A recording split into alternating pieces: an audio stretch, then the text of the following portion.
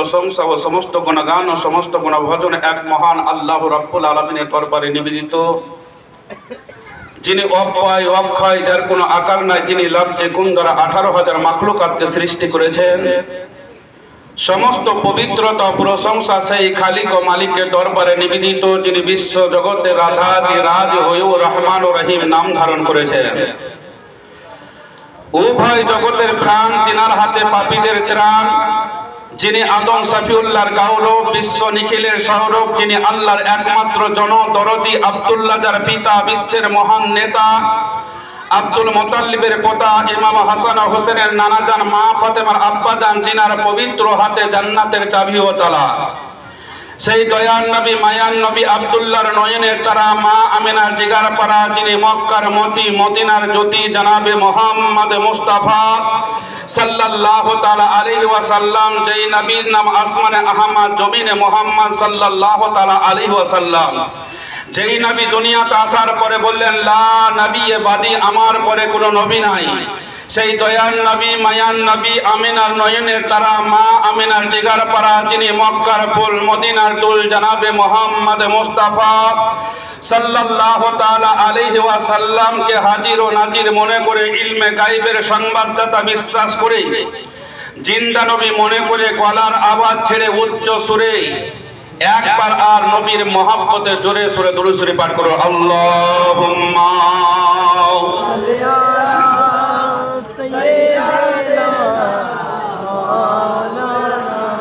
মুহাম্মাদ ওয়া আলা আলি সাইয়্যিদিনা মাওলানা ওয়া আলা আলি সাইয়্যিদিনা মাওলানা মুহাম্মদ সাল্লাল্লাহু তাআলা আলাইহি ওয়াসাল্লাম। যাই হোক বিরাদর ইসলাম, আমি আয়াত তেলাওয়াত করেছি। মহান আল্লাহ রাব্বুল আলামিন পবিত্র কালাম পাকের মধ্যে বলছেন, সানু আজ্জিবহু মাররাতাইন। এর বাংলা সিধা সাদা তরজমা হলো, মহান আল্লাহ রাব্বুল আলামিন বলছেন, এ আমার বান্দা বান্দিরা শোনো, আমি তোমাদেরকে দুইবার শাস্তি প্রদান করব, একবার কবরে আর একবার দোজখে। জোরে বলুন সুবহানাল্লাহ। কে বলছে? আল্লাহ বলছে যে আমার বান্দা বান্দিরা শোন, আমি তোমাদেরকে দুইবার শাস্তি প্রদান করব, একবার কবরে আর একবার দোজখে। এবার কবরের আযাবকে কেউ যদি অস্বীকার করে, তাহলে আমার কথাকে অস্বীকার করা হবে না, মহান আল্লাহ রাব্বুল আলামিনের কথাকে অস্বীকার করা হবে।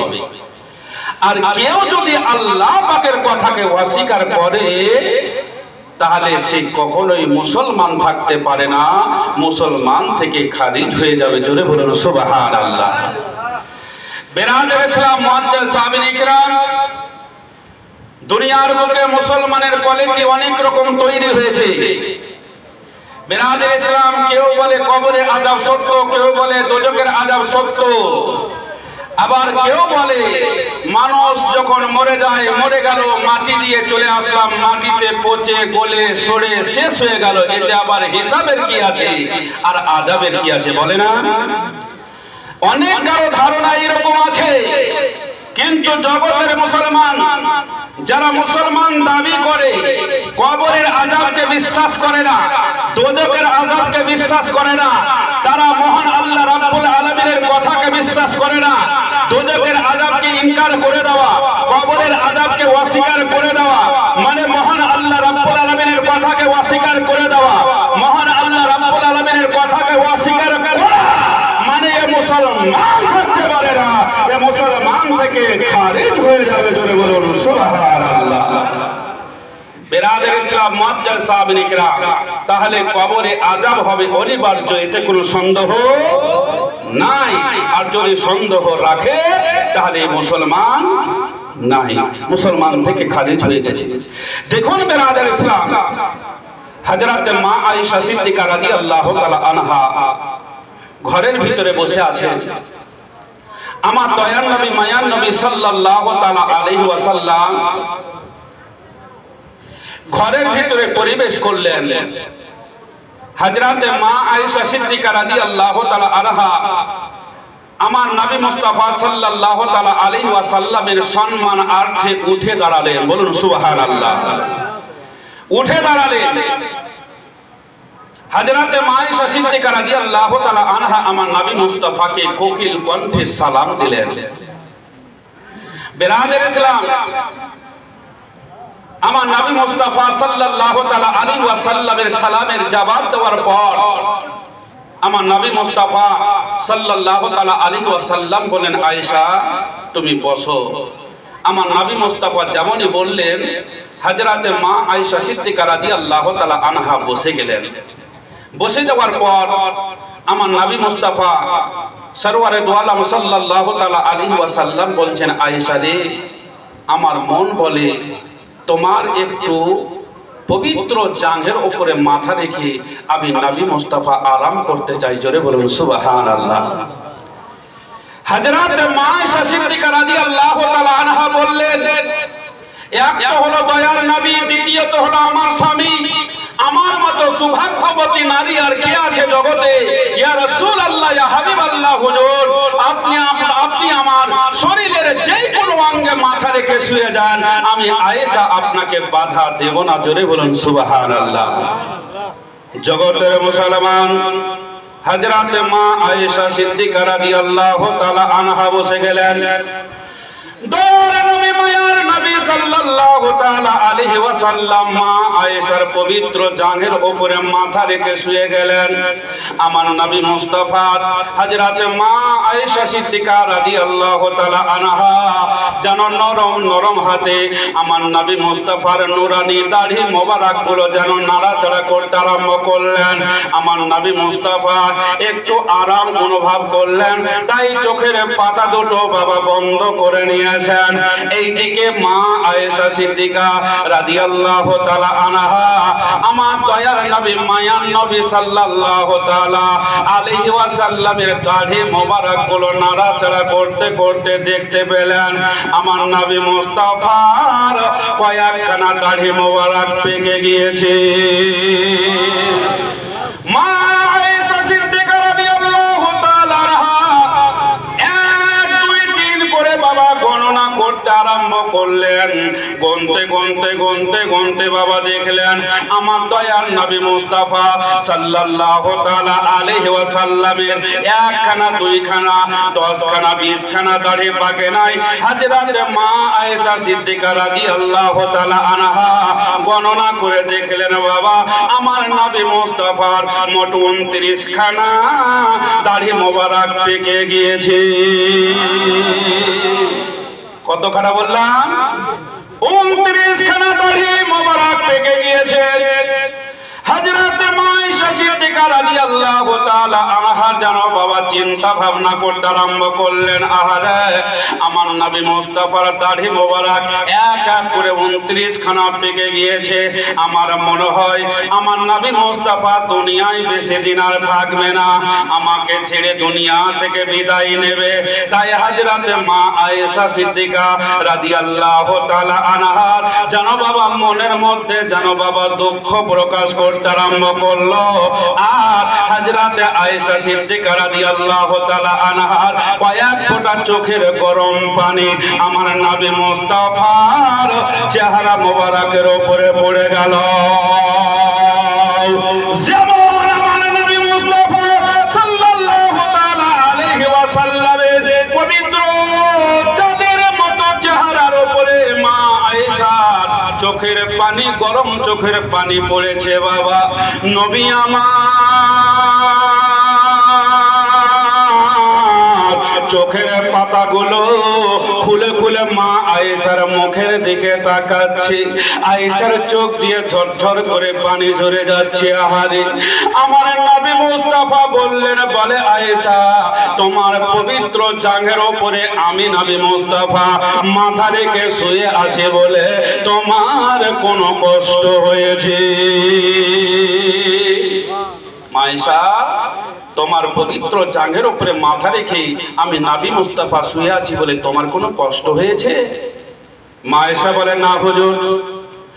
নবী আমার বললেন, আয়েশা না বললে তো হবে না, তোমার চোখ দিয়ে যেন টপ টপ করে পানিগুলো ঝরে যাচ্ছে। হযরতে মা আয়েশা সিদ্দিকা রাদিয়াল্লাহু তাআলা আনহা ওই দিকে আর গেলেন না। মা আয়েশা সিদ্দিকা রাদিয়াল্লাহু তাআলা আনহা বললেন, ইয়া রাসূলুল্লাহ, ইয়া হাবিবাল্লাহ, হুজুর গো, বেয়াদবি হলে ক্ষমা করবেন হুজুর, পিতামাতা আপনার পদতলে কুরবান হুজুর।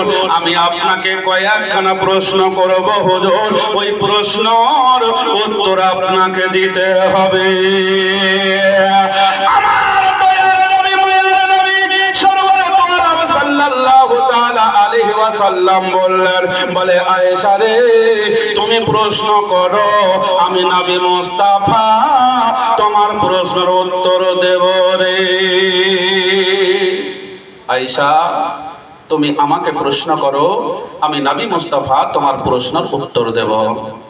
হযরতে মা আয়েশা সিদ্দিকা রাদিয়াল্লাহু তাআলা আনহা বললেন, ইয়া রাসূলুল্লাহ, ইয়া হাবিবাল্লাহ, হুজুর গো, সর্বপ্রথম প্রশ্ন হলো এটা যে মরদা ব্যক্তির কষ্টের সময় কোনটা, ওটা একটু আমাকে বলে দিলে ভালো হতো। যেমনই মা আয়েশা আমার নবী মুস্তাফাকে প্রশ্ন করলেন, বাবা নবী আমার, বললেন আয়েশা রে, যখন মুর্দা ব্যক্তিকে গোসল দেওয়া হয়, গোসল দেওয়ার জন্য যখন তার পরনের কাপড়গুলো খোলা হয়, মুর্দা ব্যক্তি বিজলির মতো চিৎকার করে কান্না করে করে বলে, ওই আমার গোসল দেনেওয়ালারা, ভাইয়েরা, দাদারা, শোনো গো, আমাকে গোসল দিচ্ছ দাও, কিন্তু আমার পরনে কাপড়গুলো তোমরা খুলে নিও না, কারণ দেহের মধ্যে সব থেকে দামি জায়গা হলো গুপ্ত অঙ্গ, এই গুপ্ত অঙ্গ তোমরা বেইজ্জতি করো না। দেহের মধ্যে সব থেকে দামি জায়গা হলো গুপ্ত অঙ্গ, আর এই গুপ্ত অঙ্গ, এই ইজ্জতের বেইজ্জতি কেউ তোমরা করিও না। কিন্তু এখন দেখেন বাবা, বর্তমান যুগে জিন্সের টাইট প্যান্ট পরে বাইক চালিয়ে যেতে যেতে রাস্তায় হঠাৎ করে পেশাবের প্রয়োজন হলো, গাড়িটাকে দাঁড় করে রোডের কোলে দাঁড়িয়ে আর হোস পাক বের করে একেবারে ভুটভুটি মেশিন স্টার্ট করে দিয়েছে। হ্যাঁ, আচ্ছা বলেন, রাস্তার কোলে দাঁড়িয়ে চেন টেনে যদি পেশাব করতে শুরু করে, তাহলে হাফ কিলোমিটার দূর থেকে তার যন্ত্রপাতি দেখে বোঝা যাবে কি যাবে না? বিরাদর ইসলাম, আমার নবী বলেছে,